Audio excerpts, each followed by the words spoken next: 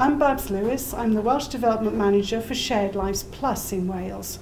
And I'm here today just to tell you a little bit about Shared Lives, and I've got some people with me who can talk about the work that we do. Now, first of all, in Shared Lives, ordinary people open up their homes and they give support to people who need a little bit of help to live independently.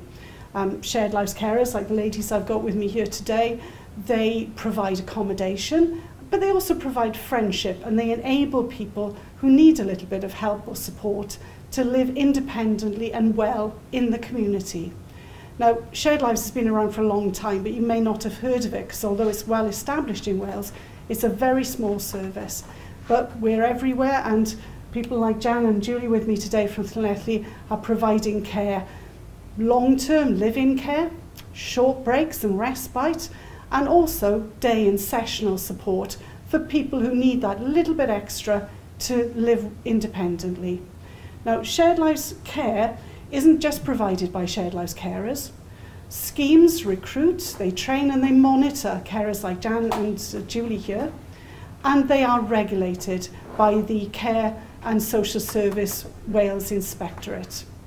Now, that's a way of making sure that the quality of the schemes and service is really high and that everything is safe that we provide. Now, let's talk a bit about the kind of care that you provide. Now, I know you ladies have done long-term live-in care, so tell me a bit about the person that was placed with you and what you had to do to look after him. Long-term care. The gentleman had dementia, so he came to stay with us, and it was a process of getting to know each other. It was a process of letting him come into our home, and because the dynamics change and everything changed, but also rewarding as well. Now, I know you work as well. It's not just Shared Lives you do, but you were at home, and I think it was Fred that was with you. Yes. You were at home. What difference did it make having Fred in the house with you? Well, it did actually change my life a lot. I couldn't go places like perhaps I would have before. Even making appointments was more difficult.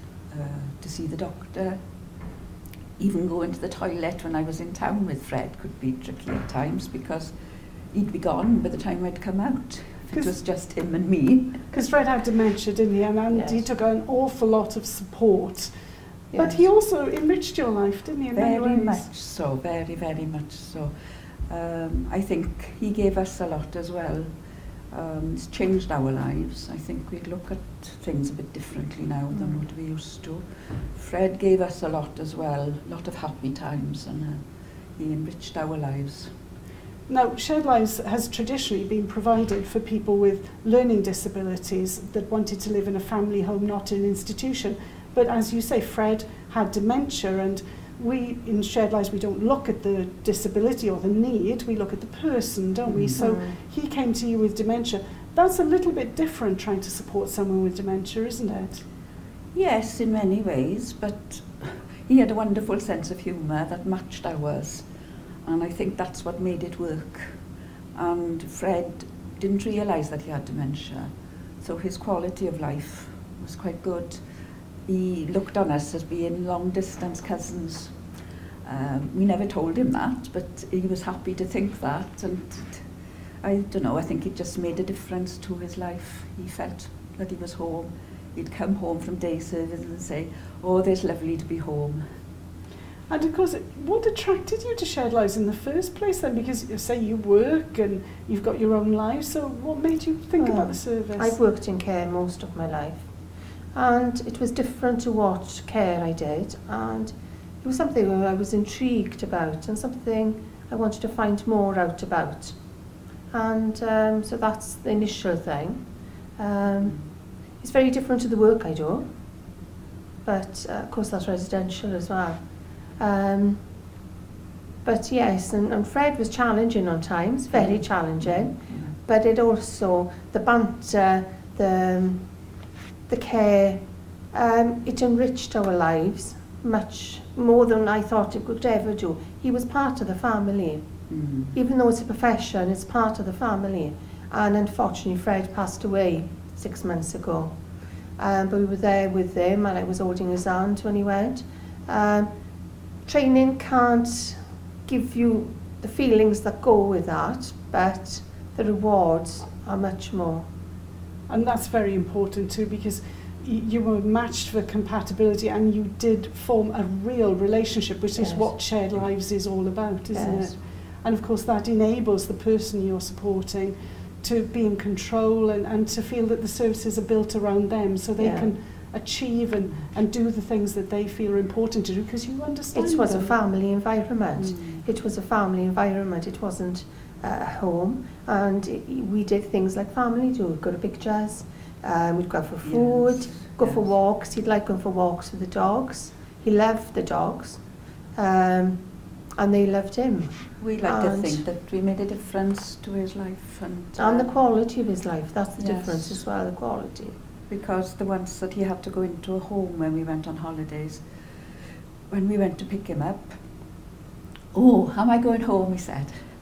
He was thrilled to be going home, and he'd been sitting there like this, and you could see the difference. So we never put him into a home after that. We asked him for him to go to other carers, and it was usually carers we knew, and he was quite happy there.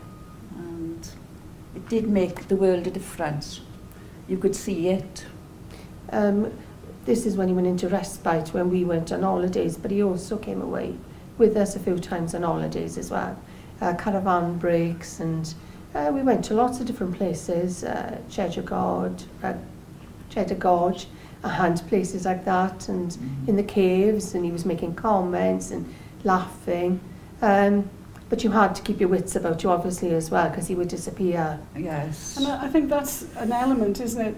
Shared lives, you attempt to have a family relationship. You do have a real relationship. But you've also got that element above where you are professional and you have training and you're monitored, you have the scheme there. So you're always talking about how you're supporting someone and what else you can do, what other things are needed.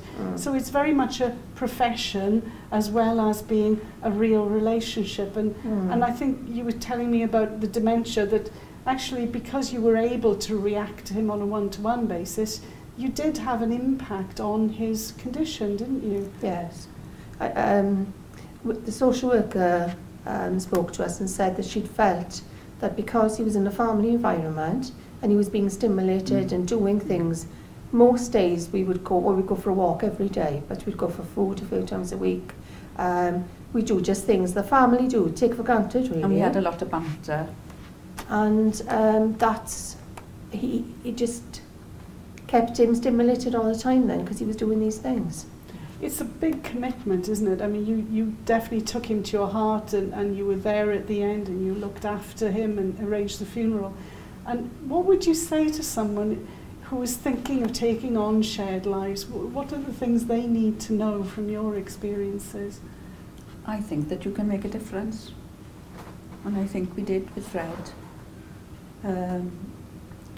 Especially with the dementia, that was difficult, and we did have some times when we were tired or, didn't feel 100% and find it a little bit difficult. But like those times when he'd say how lovely it is to be home, and I used to think, oh, this is well worth doing. Really is worth doing.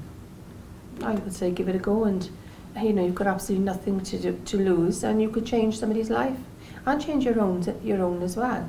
And we would do respite, day service, learning disabilities, we've done dementia, so it's a variety as well.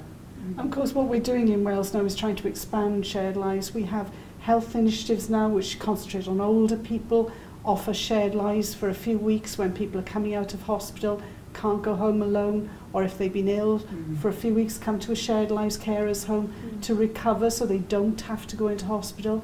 So all those people can benefit from shared lives. It doesn't have to be one kind of disability then from and what also if they're not in hospital, it saves them getting more infections and problems that you can get with being in hospital. Yeah, and the mobility issues. If you're in an ordinary home, you've got much more chance of recovering independence. And to be fed and have drink and which sometimes, unfortunately, older people don't get in hospitals. And company as well. Yes, and laughter. I We think had a lot of that. I think there's been quite a lot of laughter in Fred's life, I isn't think there? so, yes. So if anybody's interested in Shared Lives, either to use the service or to become a Shared Lives carer, you would recommend it then? Oh, 100%. Yes, definitely. Oh, definitely, especially with dementia. But give Really it a go, was. because you can make a difference as well. Fantastic. Well, there are schemes all over Wales, and if people do want to know more, they can email me. I'm Babs, B-A-B-S, at sharedlivesplus, all one word, .org.uk. And we would like you all to come and find out more about Shared Lives, because we think it's the social and healthcare for the future. Thank you very much.